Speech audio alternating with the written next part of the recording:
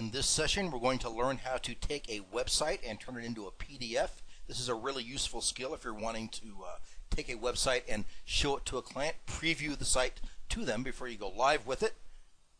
The way to begin is to go to the Create button in the upper left-hand corner. I'm working with Adobe Acrobat Pro X or Pro 10. I'll click Create and I'll choose Create PDF from Webpage. And this dialog box shows up. The URL I'm going to be working with is already in here. Obviously, you cut and paste it in there if it's not already there. And before I click Create to create this PDF, I want to show you where the options lay. There's several options to work with in Settings, and there's also several options to work with in Capture Multiple Levels. Let's start with Settings. I'll click the Settings button, and this dialog box appears. We'll actually be keeping all the defaults that this dialog box comes with, but let me show you what your options are. Under File Type, you can choose either HTML or text. There's a little practical difference between these two, as they both do a very good job of bringing in any images that come with the website. If I click the Settings button, this allows me to change the font style and the font size of the text on the web page. I can change the color of the text, the background, and the links, and all three of these choices have a color picker, so you can choose any color you like. If you have any multimedia on your site, you can use this option to either disable or embed it, or simply reference it via URL, so when clicked, it will take the end user to where that multimedia lay on the internet. If you want to get rid of your page background, you can uncheck this option. If you want to get rid of the links being underlined, you can check this option. Be aware you probably want to have those links underlined, because there are behaviors on the web that will let an end user know that a piece of text is a link, and those behaviors won't be active on the PDF. So generally it's a good idea to keep those links underlined. I'll click OK. Two default options we'll be keeping under PDF settings is Create Bookmarks. This creates a bookmark for every page on the website, so you can easily navigate from one page to the next. And the headers and footers give the end user both the title and the URL of the page. With that said, let's move to the Page Layout tab. Under the Page Layout tab, you can choose your paper size, your margin sizes, whether you want to go portrait or landscape, and whether you want to scale those contents. We'll click OK since we're keeping all of those defaults, and we'll go to the more interesting Capture Multiple Levels option.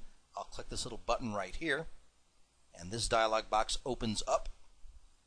If you choose Get Only One Level, all you'll end up with is a PDF of the web page that you've specified here in the URL box. If, on the other hand, you choose Get Entire Site, unless it's a very small site, you may well end up with thousands of pages of PDF that show you what's on that website. There are a lot of options in between these two extremes, however. Because this is my site, I know that that first level is my home page, and I also know that the second level is mostly simply text and images. If, however, I were to go to the third level, it's going to click into a ton of PowerPoints that I've used for classes, and I really don't want all that to be mucking up this PDF I'm working with. So I'm going to stay on the second level. And the other thing I'm going to do is stay on the same path and stay on the same server.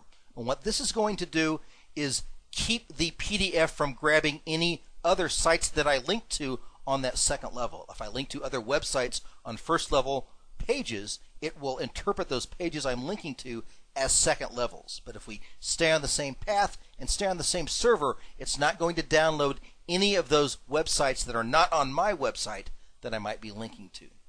So now that we have the second level set and the same path and same server options checked, we'll click Create.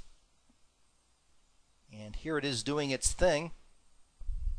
And here is the final result. I have one error message. And if I make this box a little bigger, I can see that there is a zip file right here. And it doesn't know what to do with a zip file, so it gave me an error message.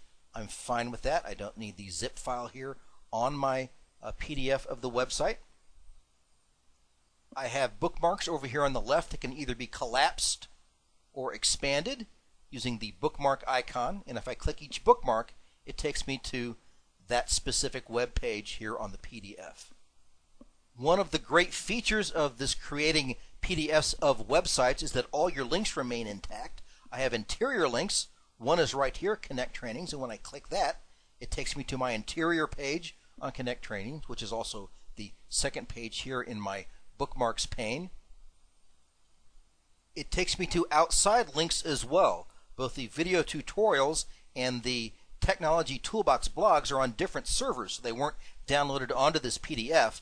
But if I click Online Video Tutorials, it takes me to that page.